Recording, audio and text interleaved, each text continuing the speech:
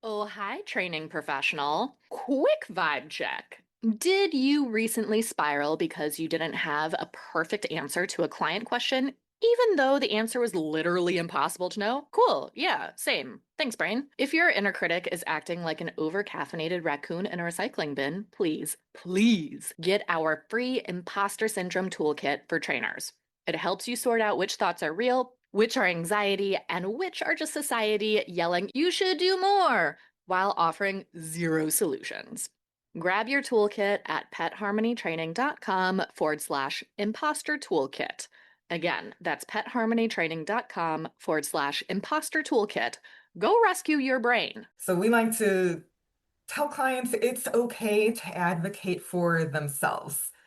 It's not something to be ashamed of if you say, you know what, I just had a day at work and I am coming home and it's a disaster. I had a disaster day and now I need to walk my disaster dog, who I love very much, but I'm just not feeling it.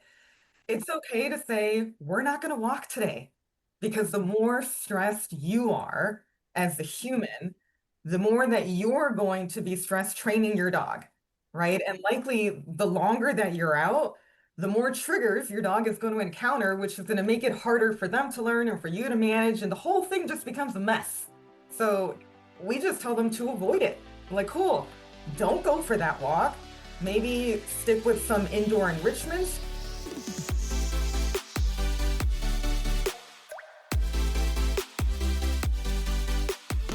Welcome to Enrichment for the Real World, the podcast devoted to improving the quality of life of pets and their people through enrichment. We are your hosts, Allie Bender. And I'm Emily Strong. And we are here to challenge and expand your view of what enrichment is, what enrichment can be, and what enrichment can do for you and the animals in your lives. Let's get started. Thank you for joining us for today's episode of Enrichment for the Real World. And I want to thank you for rating, reviewing, and subscribing wherever you listen to podcasts. All right, pet parents, have you ever tried teaching a dog a new trick while they're stressed out? And by stressed, that includes just like really distracted. Distraction is a type of stress.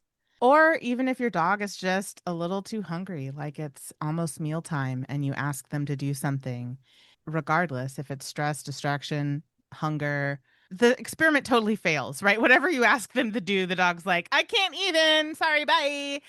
Yeah, I mean, we've all been there, and there's nothing wrong with your pet. The good news is your pet is totally fine and is just existing in a body, and all of us have our bodies include these like physiological systems, and that's awesome to know that we are all connected in that way and we all share that common experience.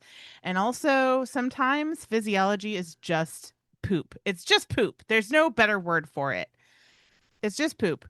So today we're going to talk about the thinking and learning zone and why it matters for both pets and humans, because again, we all have the same physiological system going, and we're going to talk about how to navigate that so that learning actually sticks. And for this episode, I tapped our newest Pet Harmony member, Veronica Garcia. Before we start, I need to tell you a little bit about Veronica. So, Veronica, like Tiffany and Claire, started off in our mentorship program in Pet Pro. And I have been wanting to hire Veronica a very long time, and it just wasn't the right time. It wasn't the right time. And then I was out of commission. I didn't have my computer for almost a month. So I'm just working from my phone. And I get this email from Ellen, and she's like, we really need to hire a new person. It's the time. I think I've got somebody in mind. But then in full caps, she says, but I need you to be cool about it. And I was like, okay, all right. So I'm going to love this new hire. And then I rejoined the Pet Harmony team. I got my computer back and it was Veronica, and I was so excited.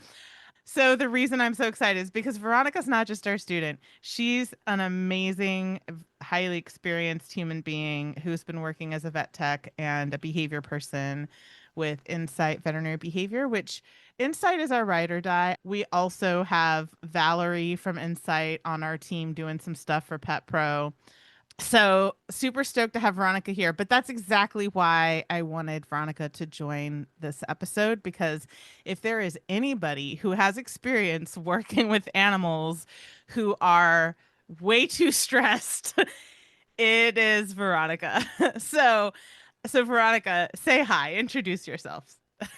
So, hi, everybody. I'm Veronica. As Emily said, I was a Pet Pro member.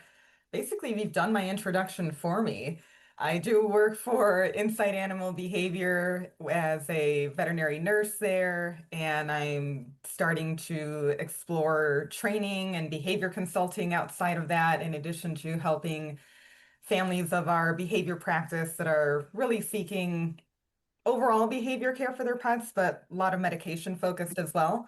So I'm happy to be part of the Pet Harmony team and happy to be talking about this topic today. Yeah, I mean it's a great topic for you to cut your podcast teeth on, because you know very well from your background and your experience that the knowing how to work with your pet and yourself in the thinking and learning zone is so important, because it reduces frustration and overwhelm. And when we try to train when we're not in a place, and training and learning are synonymous. So whether or not you like the word training when it comes to yourself, like if that feels trivializing to you, you can call it learning. But it's really hard to learn or teach or train effectively when we're all jacked up on Mountain Dew.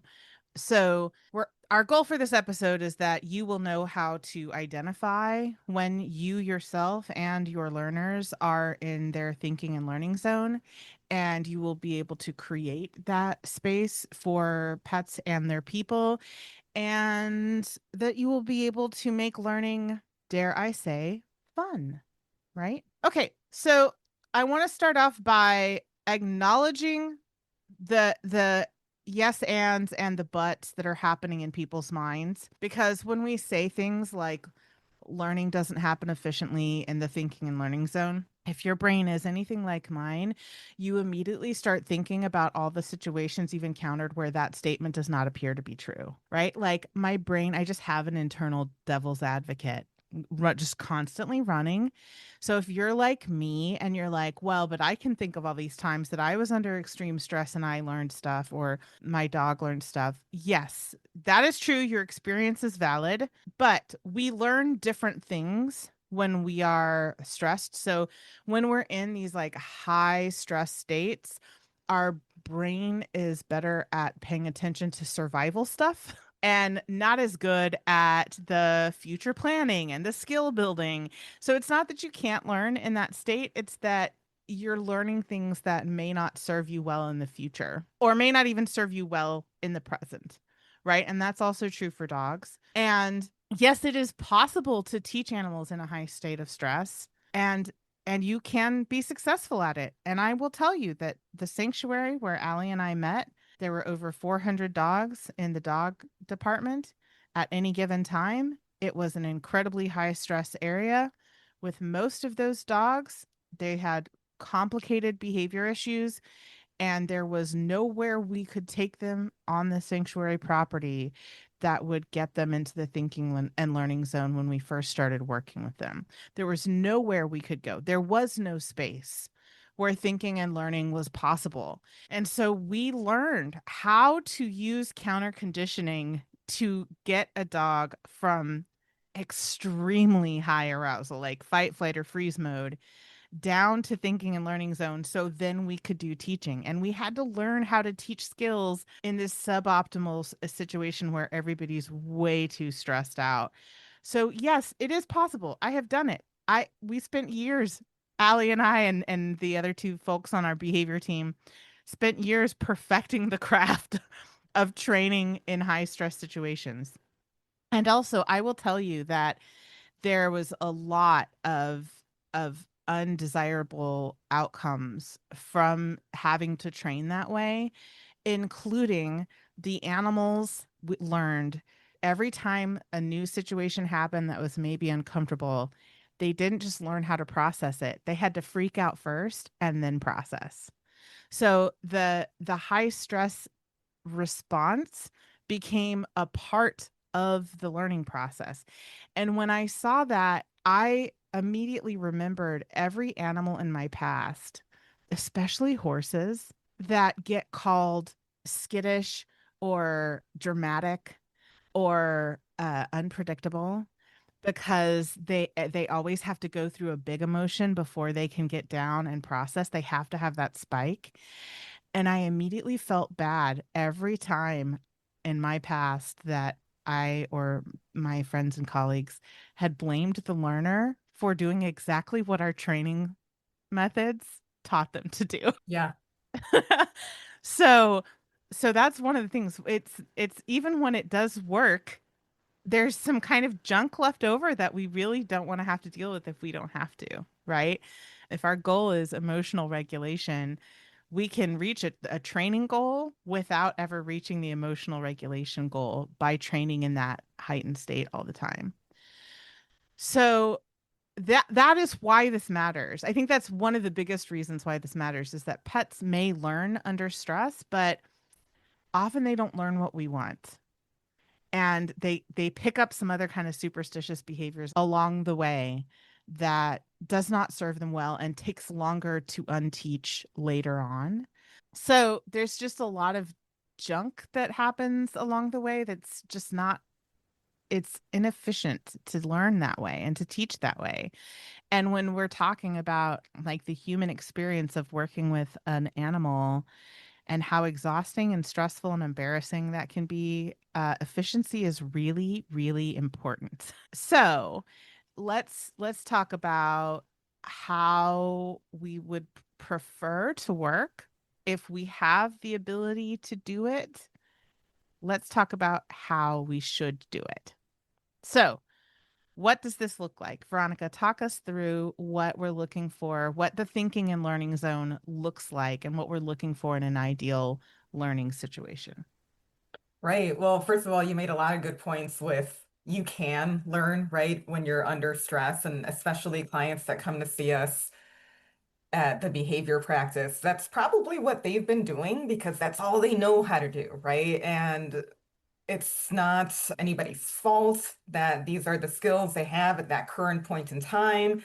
But yeah, it's hard. And then you wonder why either things aren't working or we have to train some of those bad behaviors out. It leads to a lot of client burnout with training. So by the time they get to us as a behaviorist and we recommend behavior modification or training as part of the plan, we get a little bit, I don't know if I want to because I've already either wasted a lot of time and or money, just a lot of emotional investment in there. So that's why it matters. And we go through this when we have orientation, when clients first come to us, how important it is to understand body language. And I know we talk a lot about that in the mentorship program, and at Pet Harmony, we're big on that anyway. That is what is going to be helpful in understanding where that thinking and learning zone is. And it's not something to be, I tell clients this all the time. It's not something to be ashamed of if they don't know. How would you know if no one ever taught you this?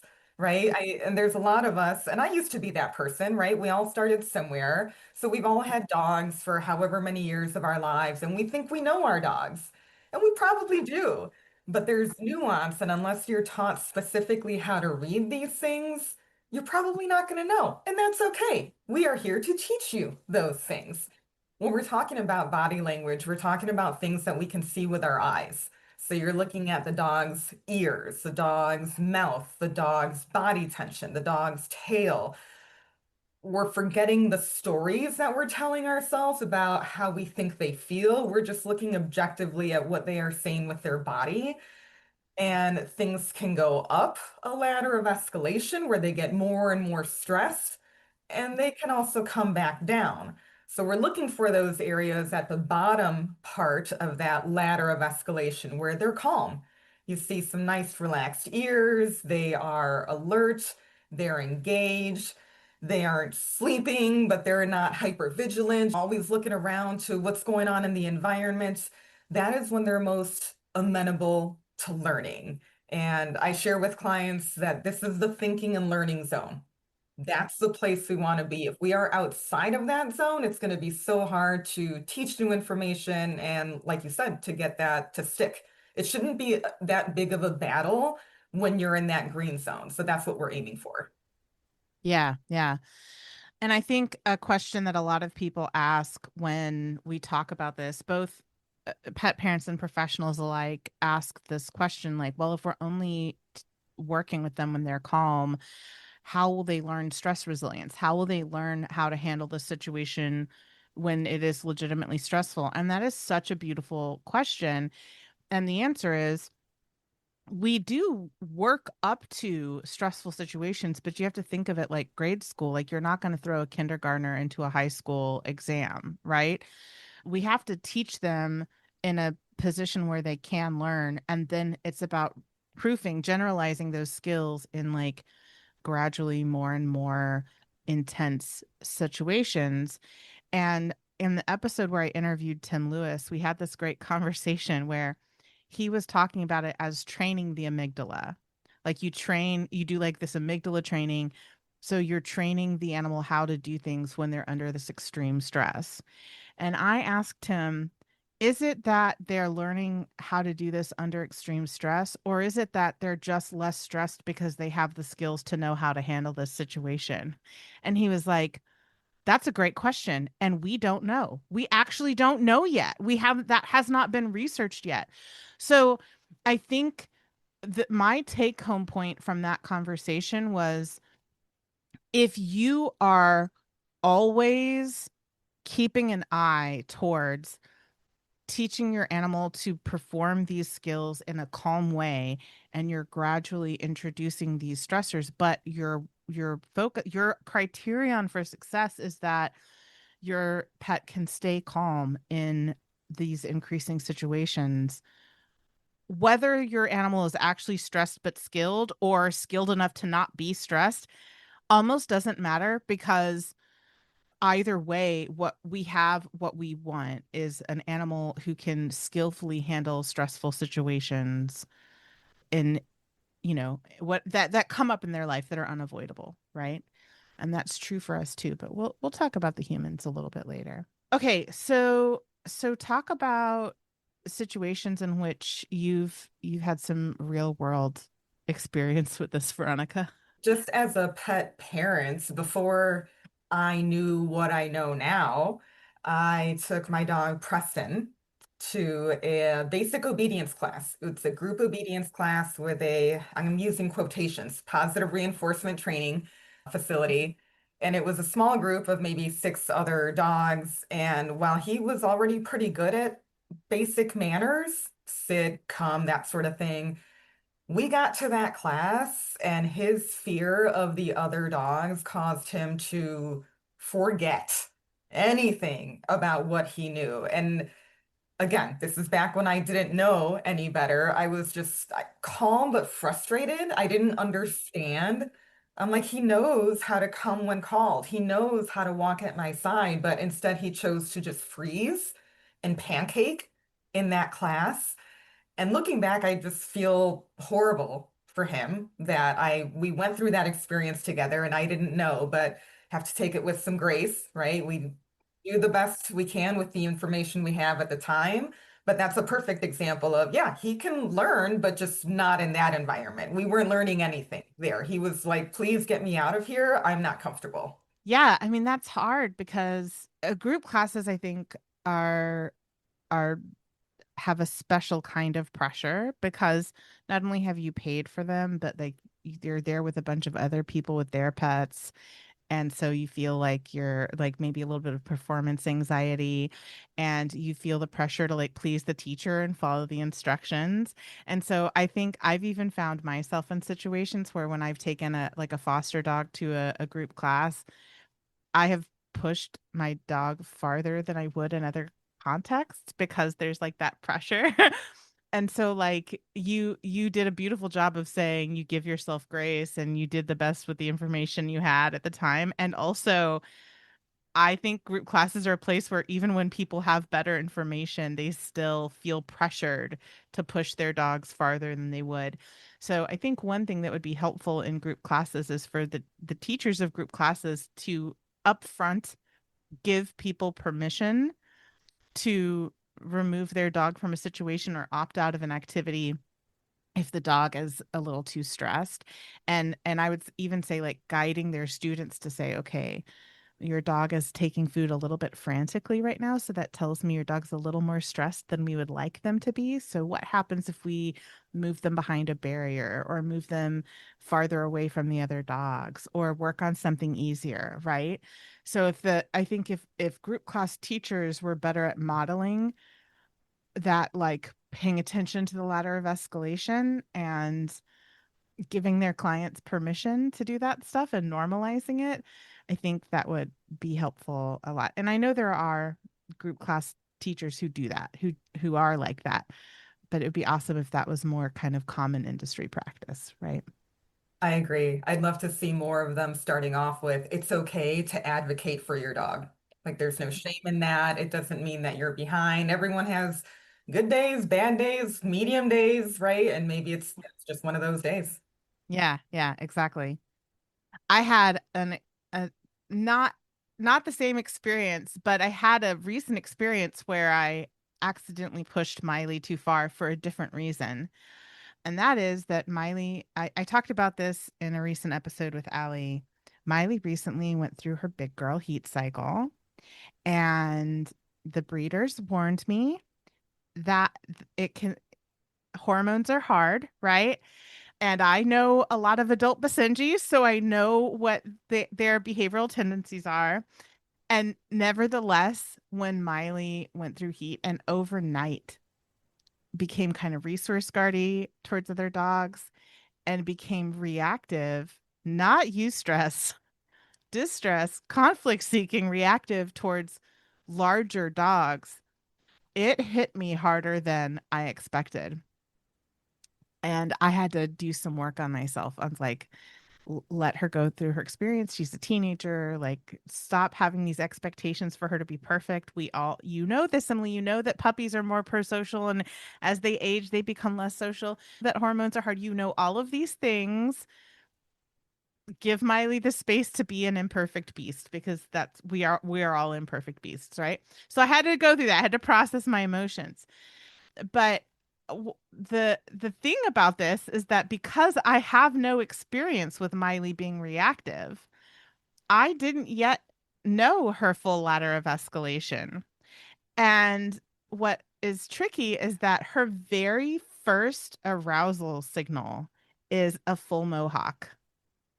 And that's eustress or distress. So that is her first response, even if she's just a little bit, like if she looks outside and she sees a person walk by, whoop, she gets, and she's very prosocial towards people. It's not, and in play she has full mohawk the whole time. We call them her racing stripes because she like sees another dog, she gets her full mohawk, and then she's like gets wiggly and starts playing.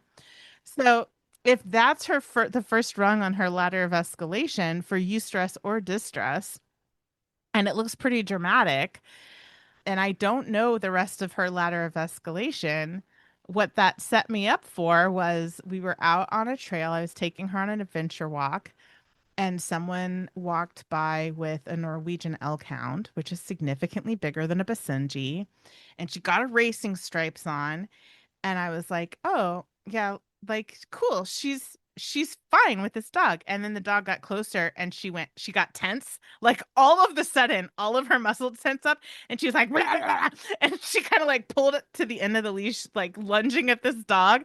And I was like, "Oh." And so like I called her, I gave her kind of emergency recall cue, which usually means cheese or high value snacks of some kind, and she just couldn't hear it. And I was like, oh my God, like she's way over threshold. Like I should have gotten her out of this situation way sooner, but I didn't recognize it because I haven't practiced that yet. And I think that's important for people to hear because I do this for a living. I have a reputation at being very good at helping clients navigate their pets' maladaptive behaviors. And I hard failed with my own dog because I had not yet done the work of identifying her ladder of escalation. So, like, there's no amount of knowledge and skill that lets you cut those corners. You have to do that work that you were talking about of identifying body language and identifying what body language signals indicate the next rung up on that ladder of escalation. And if you haven't done that work yet, you're not going to be successful, even if you have years of experience doing this really well. Right. So, like, my mess up with Miley is a really good lesson that, like, that you have to do that work regardless of who you are or how much experience you have or how much you have to do that work to really support your animal well. And now I know that Miley needs some to learn some additional skills. She needs to learn the flight cue. She needs to learn how to do engage, disengage, or like check-ins in higher stress circumstances. She can do it really well when she's less aroused, right? But now I know we need to generalize that. So I know that we have some skills to work on with her. But yeah, it's you can't skip that really important work. It's really necessary. And to your point, things change, right? Things change over time. So just because you do it once, like I've observed my dog this one or few times, doesn't mean that that might change as they age. Or if you've just rescued a dog that's a puppy or adult, like everybody's at a different learning stage depending on their life, and things will become different over time. Preston, as he's gotten older, his ladder of escalation, de-escalation are changing wildly at this point. So it's something to just always keep at the back of your mind that it's not always set in stone. It's fluid. And over time, it's going to fluctuate. And that's normal. And there will be those times like you had where you're like, oh, crap, I missed that. And we were surprised. Also, that's okay. Now we know we've got some skills to onboard. Let's go ahead and do that. It's not the end of the world. Yes, exactly. Yeah, it is okay. We make mistakes, we learn from them, and we do better moving forward. And you're absolutely right. Like, enrichment is a cyclical process. As long as the animal is alive, we have to keep doing that process of like the enrichment framework of like, what are the unmet needs? What are our goals? How are we going to reach those goals? How do we know that we've actually reached the goal or we're moving towards the goal, right?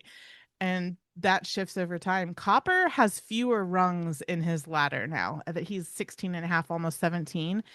He just escalates much more quickly. And it is legitimate. Like, he's legitimately totally relaxed. Like, he'll even be asleep, which is the least stressed you could be.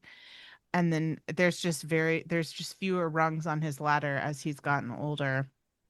So I've had to learn to see when he's just starting to climb because he'll go 0 to 60 a little bit in his old age. He's become a crotchety old man. Preston does the same thing. Yeah, especially if you're getting food ready. He's 12 going on 13, but he's a little dog, little small breed terrier thing. And he can be relaxed, like sleeping in his dog bed. And as soon as I start getting meals ready, he is like 60 and he starts barking uncontrollably, which he never, ever used to do until like the past year or two. And he is just bananas over what's about to happen. And that didn't used to be the case. So. Yeah, it what I feel like that's a thing. I don't know if I ever knew or if I forgot because it's been a long time since I was a vet tech. Do we know like why as dogs age they just get way more amped up around food?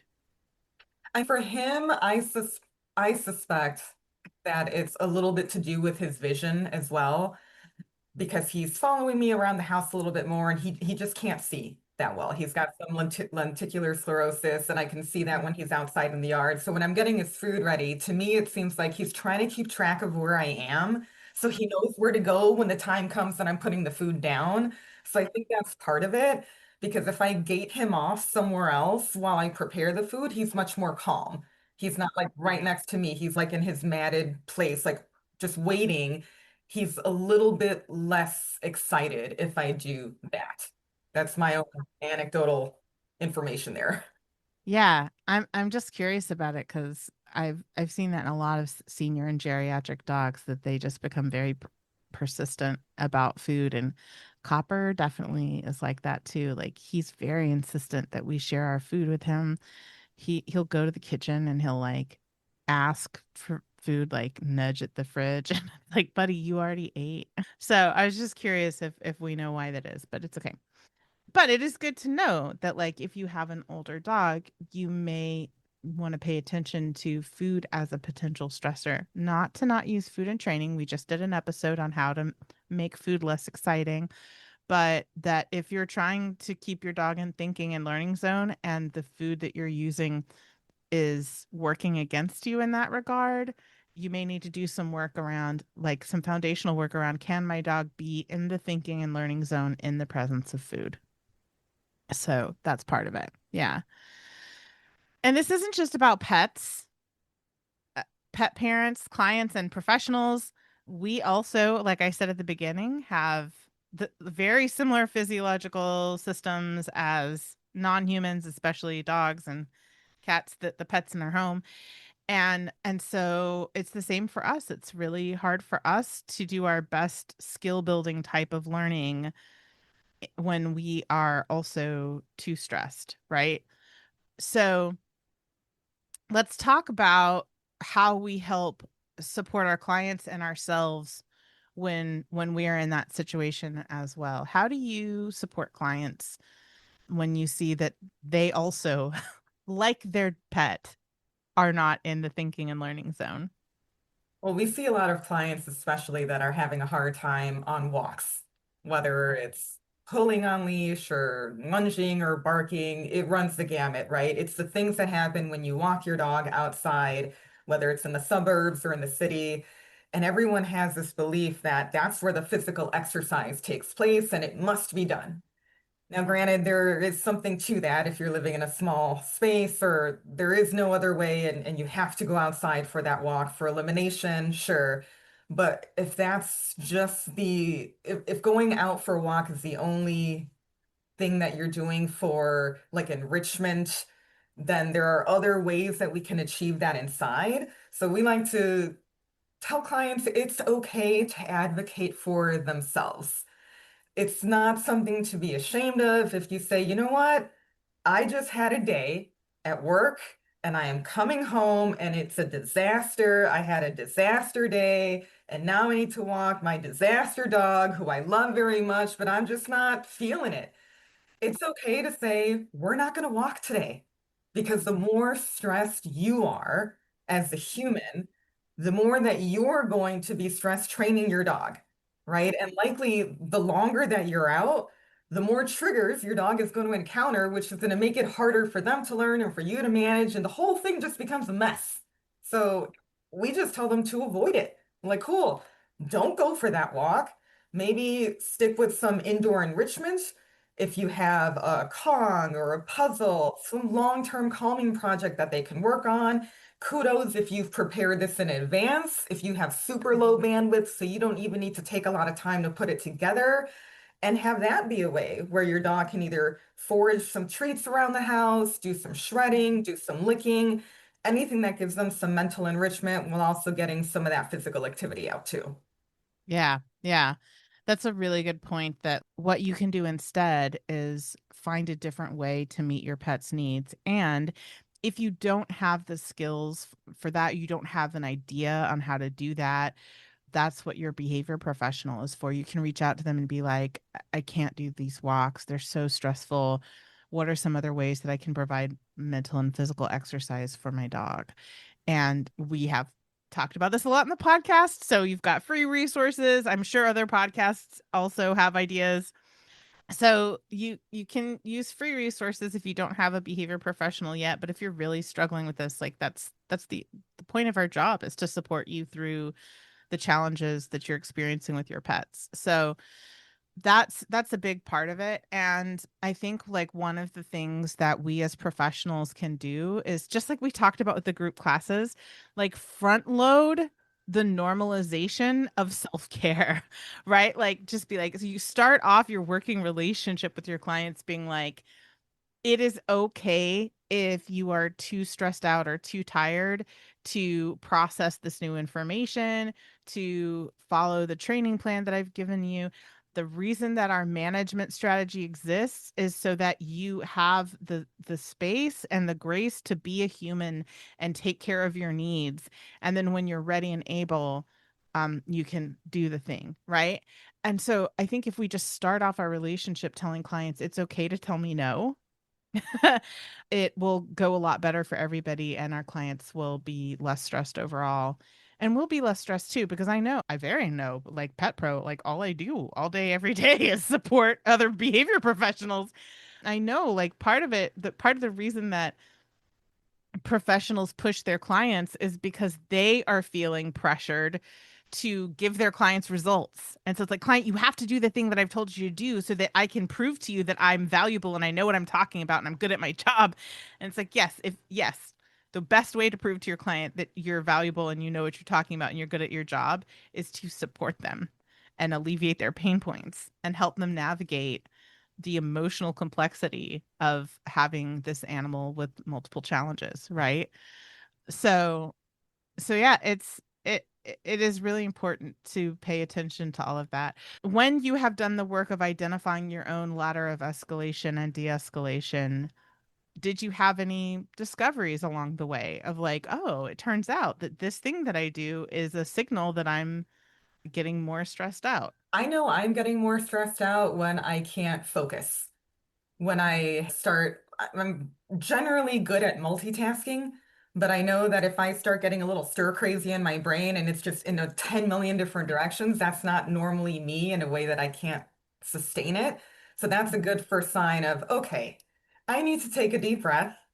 And I usually reach for my crisis kit.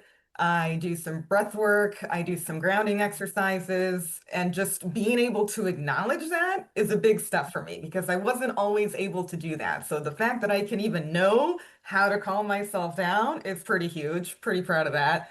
And then after that, it depends on how I proceed. I often find that going for a walk is very relaxing for me. So for me, it's a little bit opposite. Yes, my dogs have reactivity and issues with other dogs on walks, but my daily life is set up that we go to places where I'm very unlikely to encounter other dogs. So me actually going for that walk helps me. It helps get me out of that funk a little bit if I'm stressed from other things going on in my day. But I do normally share with clients when I start working with them that I love that transparency. So while I'm there to advocate for them, they need their own oxygen mask before they can put it on their dog, right?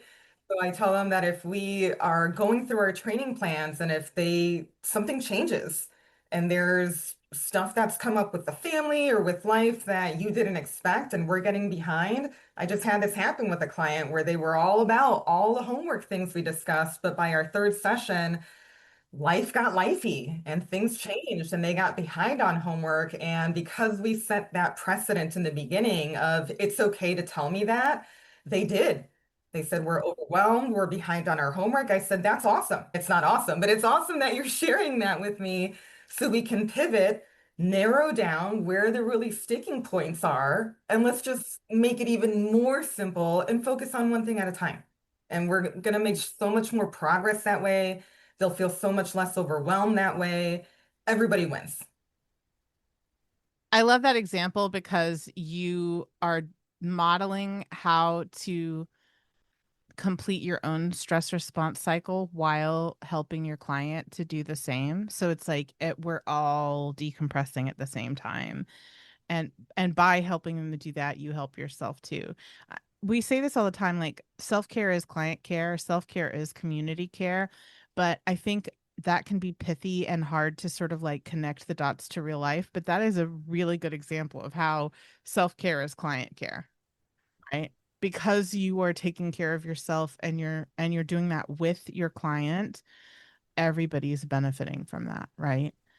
And I think for me, and I think you mentioned this as well, and I'm going to just expound on what you said, learning that self-regulation, learning about not just how to complete my stress response cycle, but also what my ladder of escalation looks like has definitely been an iterative process, because the more that I've worked on it, the more refined it has gotten.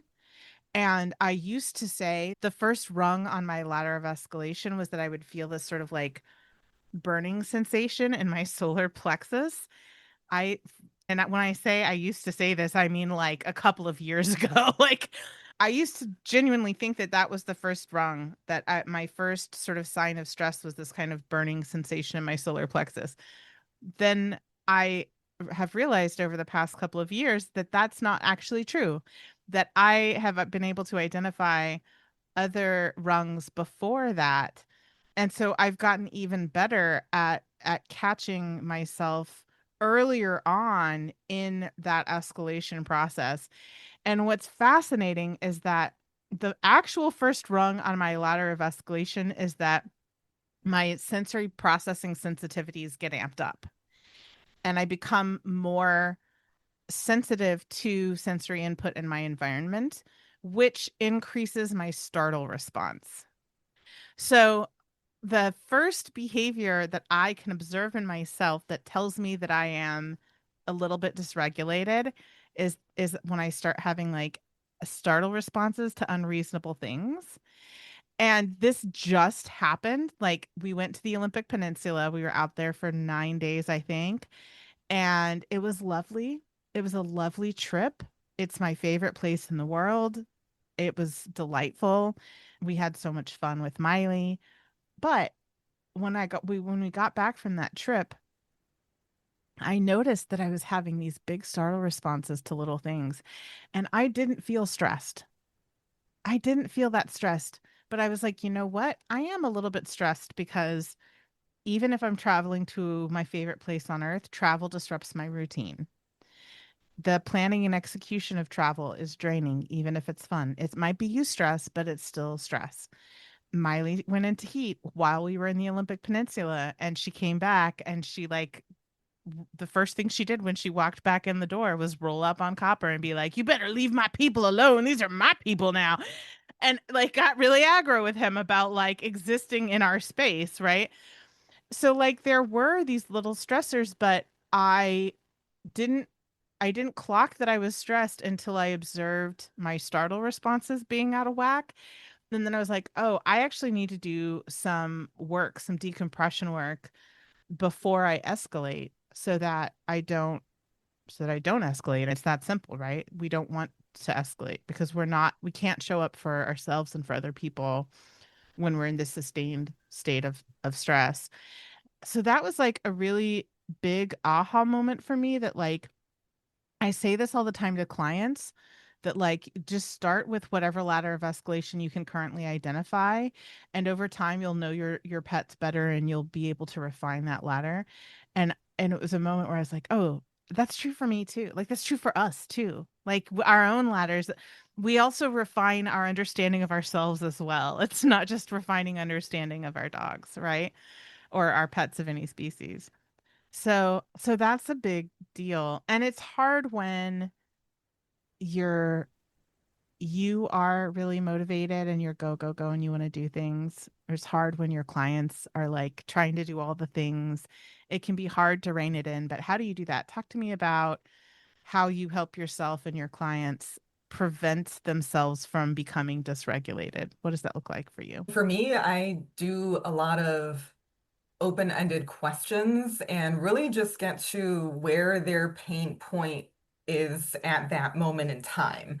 Because even if I won't ask directly if you've done your homework or how this is going, but I'll try to get a feel for what their current pain point still is or what the new one is, and that'll give me an indication of how much they've worked on in the past and what they want to work on in the future and take it from there. So it happens a little bit organically. I don't have a systematic way of asking questions and holding people accountable that we didn't do our homework or anything, but you can tell based on the level of frustration they might have over a certain topic. And then if they don't, if the frustration is the same from whatever it was, maybe last time we talked or last session, we should dig into that. What is the barrier that's preventing us from doing whatever the homework was? Is it the frequency? Is it the time of day? Like, just let's start getting into those talking points to figure out what's really the root of the issue here that we can't get this homework assignment done. Beautiful. Yeah. I feel like that is a recurring theme in our navigating client conversations applied office hour. Let me back up and explain what I mean by that. So in Pet Pro, we have these applied office hours, which are not just we have regular office hours where people ask questions and we talk about things, but then the applied office hours are where we like practice real world skills and people can like take something practical away from it. And one of my applied office hours is navigating client conversations. And we do this role playing where I'll play the client and let people practice having these conversations with their clients. And I feel like you hit on one of the recurring themes that we talk about in those office hours. People are like, I'm really struggling to get my client to follow through or get my client to tell me when there's something wrong or get my client to communicate what's going on. And what you just said is the recurring theme from those office hours is like, have you asked them enough questions to identify what their actual pain point is? Because you can't solve the problem if you don't know what the problem is. Right. And so, yeah, what you just said is beautiful because that is the core of everything of being able to support our clients is being able to identify their actual pain point, which sometimes the clients themselves can't articulate until you get in there with them and start having those conversations. 100%. Sometimes they may not even know what it is, but the more you ask those open-ended questions and just have a conversation, maybe it'll come out, especially if you repeat back to them. So what I'm hearing is, and what you're saying is, it doesn't help. I mean, it helps make them feel validated, but it also confirms that your understanding was correct. There was not a different interpretation of what was said. So we're all on the same page and we have the same goals and are on a good plan. Yes, exactly.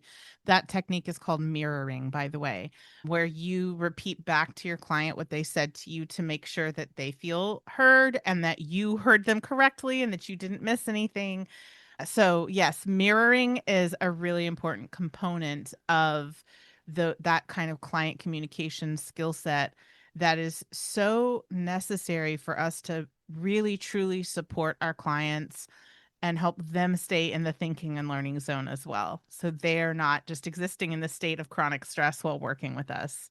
So one of the things I want to highlight from what we've been talking about is like I feel like a recurring theme and in everything we've been discussing today is that part of the ability to keep everyone in the thinking and learning zone is understanding what foundational skills are and when we need them, when we need those foundational skills.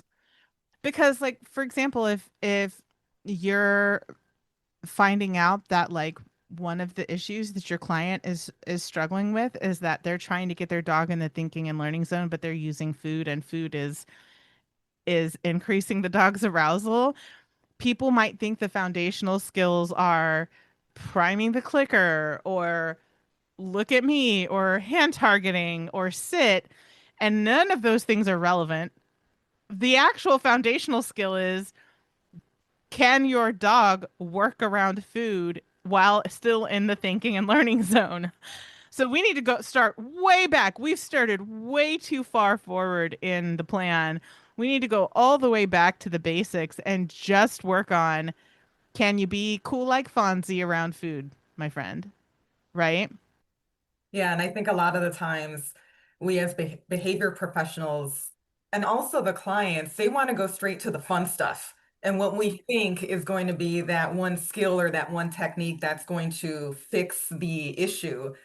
But it's usually not that simple. And there's usually something further back in those foundational skills that we need to start with. And doing something like a treat preference test is it's something I recommend a lot. If you don't know what your dog's preferences are and what is best for different situations and for different levels of stress or thresholds, we're gonna need to start there before we talk about walks outside or whatever the issue is. Yeah, yeah. I talked through how I teach loose leash walking in one of our pet pro sessions. And I was delighted by how many people in that session were mind blown because I was like, when I start loose leash walking by not walking. I don't actually start walking the dog on a leash outside the house until like week 2 because we're working on all these foundational skills first. Like, can you wear a leash without getting all jacked up on Mountain Dew? Can we just like habituate you to the leash so that the leash does not become a signal for your stress to spike? Can you hang out with me and do scent work? Like, can you do find it? Do you know how to do that with me? Okay, now can I hold your leash while we do find it in the house? And we just keep building skills like that. We just scaffold the skills. And by the way, I don't do that with every dog. I didn't like there are so many dogs that you don't need to do that, but we were in this context we were specifically talking about these large breed dogs that are really high energy that pull really hard and can like drag an adult human down the street and like how you do that. And I was like, well, I don't start with walking because starting with walking is too far advanced. You're starting your learner in a place where they are already way over threshold and they don't have the skills yet to come back down from threshold. So like if you want to do successful loose leash walking with a large breed, incredibly high intensity, hard pulling dog, there are so many skills that you have to work on, and again your criterion is that you don't move on to the next skill, you don't scaffold the next step until they can do the current skill in their thinking and learning zone.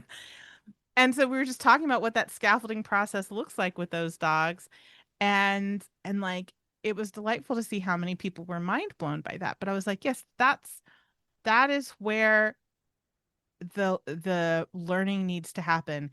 Those foundational skills that we often take for granted and overlook are where the animals are getting too stressed and where the people are getting too stressed. So by the time you start what you think is step 1 of your plan, both of your learners are already way too aroused.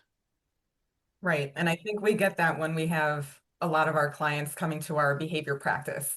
So they've done training almost like that, where that's where the focus has been. And everybody's over threshold. The dog is, the human is.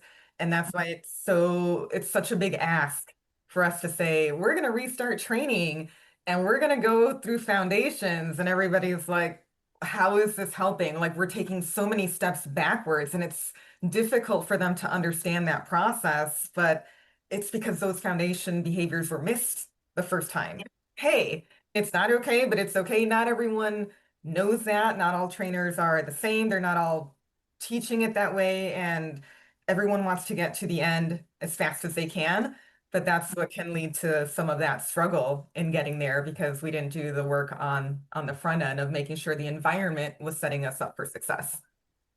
So identifying that your clients are stressed by the fact that they have to go back to the basics, how do you support them through that stress and help them to understand why going back to the basics matters so that they can complete their stress response cycle and be less distressed about having to go what they feel like is going backwards? Like what is your technique to walk them through that?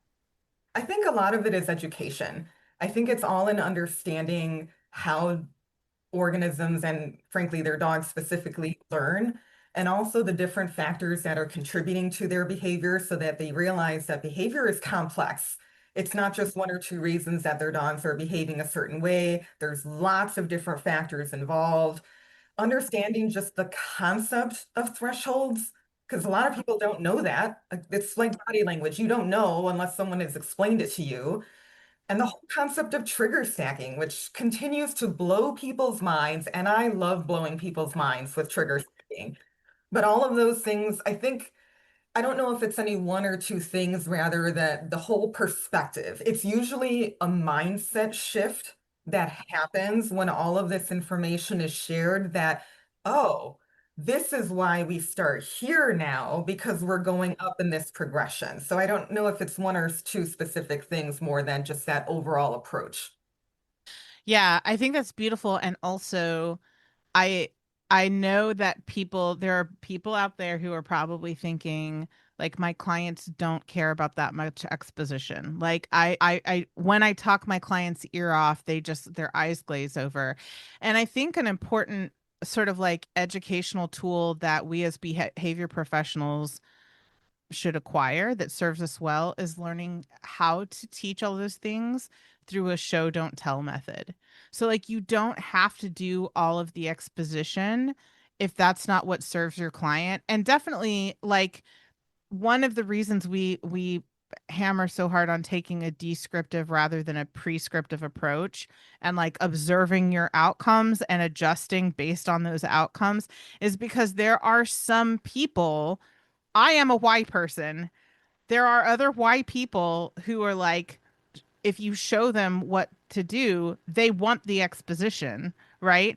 So like identifying when your client wants you to info dump on them is also a skill, but there are so many situations where you don't have to do a lot of exposition.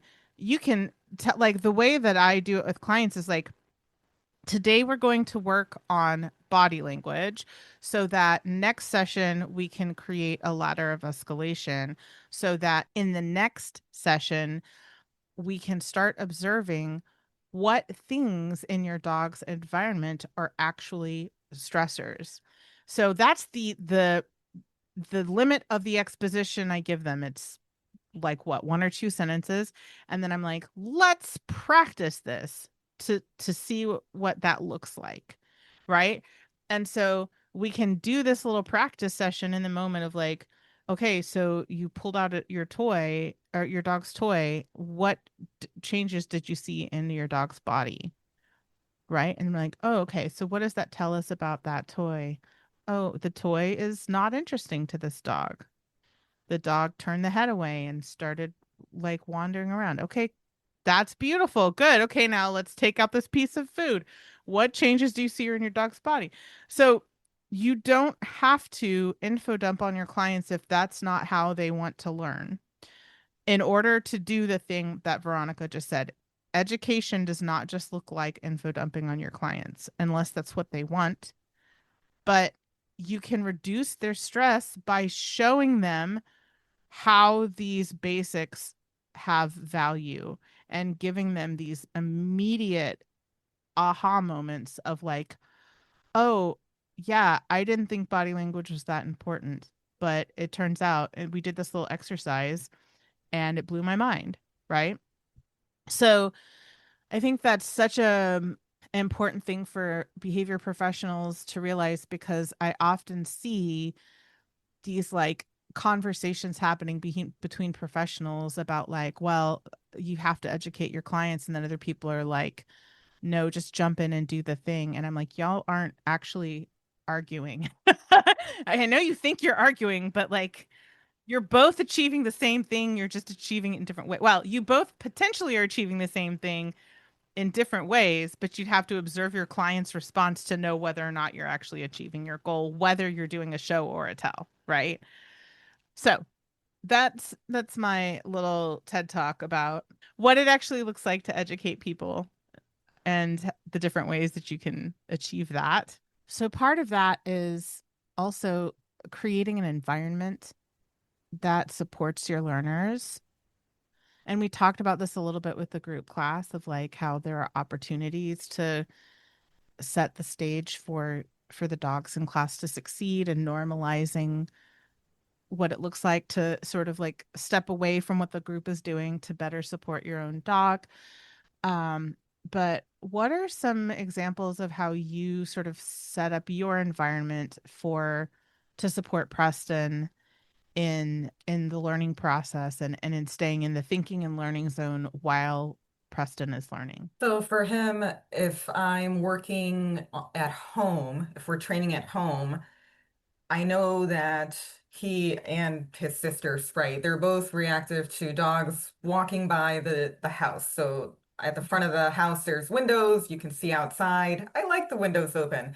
They usually don't have a problem if we are doing something that keeps them really occupied, but just to make my life easier and to make their life easier, I almost never will do a training session with them near the windows at the front of the house because it's just easy to avoid, right? I have a choice, and sure, I could close the blinds if I wanted to, but I know that if we're doing training in that part of the house and there's a dog that happens to walk by, there's a very good chance I'm going to lose them. And I also have to work harder to maintain their attention or do something to get them away from the area. And sometimes, honestly, most times, I'm just not having it. So we just don't practice in that area of the house because that's going to set us up for success. I'm trying to keep them in that thinking and learning zone without being affected by the external environment. That is something within my control. And granted, there are lots of times when things are not in my control, but when it is, I'm going to take advantage of that to make everybody's life easier. Yeah, yeah, that's beautiful. And I think that is a really good example of how you can manage the environment. Management can be single serving. It doesn't have to always look like window film and baby gates. It can look like I'm managing this situation by practicing it in a low stress space, right? So that, like, if we're thinking about management as, like, I know I sound like a broken record, but if we're thinking of it prescriptively, like I've got baby gates, I've got window film, I'm all good, we might be missing opportunities to create that supportive environment in a one-off situation like what you were talking about with the training. So thinking of management more fluidly than that and being like, what do we need to manage in this moment to reach our specific goal is a huge part of that. And like the other example from Miley's recent adventure walk where we encountered the Norwegian elk hound was when I realized that, okay, Miley is now reactive to larger dogs, and we have not yet worked on the skills for her to navigate that. The temporary management solution that I had was just walking on some of the smaller, less traveled trails so that we just weren't exposing her to as many dogs. We didn't have to end the walk. We just had to move off the beaten path for lack of a better term. So that was just another example of like how can we pivot in the moment to better support the dog with whatever situation they're currently experiencing, right? And you're still teaching, like there's still learning happening. That's just one of those small micro baby steps in the right direction because that's what you have available to you at the time. It doesn't mean that we've gone backwards in our training or our progress. It just means this is where we're at right now. This is what the situation lends itself to, and we move on from there. Yeah, exactly. Both of us learned a lot from that experience, and he and what was really fascinating is that I got to see how she responds when she's really stressed at another dog, where like the high value food was not interesting to her. She could not respond to her recall cue. I got to see how she responded when I tried other things. So, like, I did a little kind of like tickle motion down her spine, and that's what got her to look at me. And as soon as I could get her to put her eyes on me, I could be like, let's go, let's go, let's go. And use that's my like hurry up cue that I usually use it when we're crossing the street because she did not understand that the street was not a place that she could snuffle around. And I'm like, cars are coming, let's do this. So I taught her that let's go cue, which means like we need to hoof it. We can't. This is not a place to sniff. And so I was able to utilize that skill. But now I know if she's really really stressed and she's not responding to verbal cues or food, I can do the spine tickle thing, and that is enough of a tactile cue to get her to look at me, and then I can cue her to move away. That is a really good thing to know while she and I are working on building flight Q as a skill set that she can utilize, right? So I have my emergency backup plan, which I did not know before we had that experience. So you're absolutely right. It's not a failure when you have those experiences with your pets. It's just more information, right? Yeah, I love that. Yeah. Okay. Final thought before we wrap things up. I think the an unintended common theme of the past few episodes has been mindfulness And like part of this practice of staying in the thinking and learning zone and helping your pet stay in the thinking and learning zone is about slowing down, pause, reflect, ask, are your basic needs met? Are your pet's basic needs met? Is your dog cranky because they're thirsty because it's a hot day and you've been out for a long time? Are you cranky because you're thirsty? Are you cranky because you're hungry? Are you cranky because your feet hurt? Right? So, like, part of that thinking and learning zone, again, is self care. So, pause and reflect on what is happening in the moment in your body, in your pet's body and space, right? Ensure that basic needs are being met. And then think through, like, what do I need to do to get out of this situation as smoothly as possible with the least amount of conflict and drama? And what do I learn from this? And how do I adjust moving forward? Right. So that mindfulness practice is so important for keeping everybody in the thinking and learning zone. Or when we get out of that zone and we get too stressed, completing our stress response cycles as soon as possible. Right. I think that's so, so important. And while I'm not as good as you, it sounds like, in knowing my body's rungs on the ladder of escalation and de-escalation, I still got some way to go, some growth there, but we're making progress in that area. I can tell for sure, for example, when I come home after grocery shopping and I have all of these bags of groceries and I'm putting them down and the dogs are all over me being like, what do you have? And I'll let them sniff the bags, but I know that I'm hangry if I'm starting to get real annoyed at their sniffing around and they're smaller dogs. If I'm trying not to trip over them as I'm unloading the groceries and stuff, I have been able to tell I'm like, I need to eat. And that's also an aside because Veronica can't live without her food. But I'm like, I really need a snack before I get real annoyed. So I have learned that if I come home from grocery shopping, I'm grabbing frozen lick mats and I'm setting the dogs up somewhere else while I grab a snack and unload the groceries and everybody's happy. But it takes some exploring to really ask yourself, why am I feeling this way? And doing what's best for you. So I don't think we can ever get away from that as professionals or pet parents even. Everybody needs to take care of themselves before they can take care of their pets or anybody else. Yeah. Yeah. And I will say that I might be a little farther down the road than you are now, but it has definitely been an ongoing process and it will continue to be, right? I think knowing yourself is a lifelong process. And like you said, it's ongoing. And the more that we know ourselves, the better we can take care of ourselves. And the better we can take care of ourselves, the better we can take care of the learners in our care. Right. So that's a good place to wrap up, I think. So to recap, the thinking and learning zone is essential for pets, humans, and clients. Clients are humans too, but pets, pet parents, pet professionals, all of us.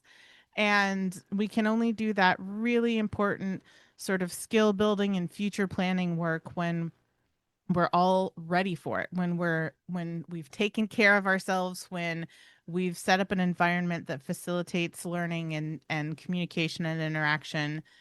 And there's so many components of this, but I'll try to recap the highlights.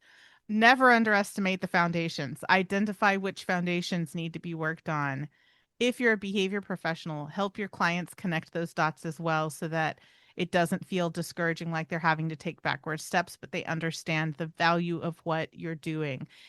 And observe when your pet, your client, or yourself is maybe struggle busing a little bit, is maybe a little too high on their ladder of escalation, and then get curious about what the pain points are so that you can get back down to baseline and everybody can get back to that nope, that's not a word.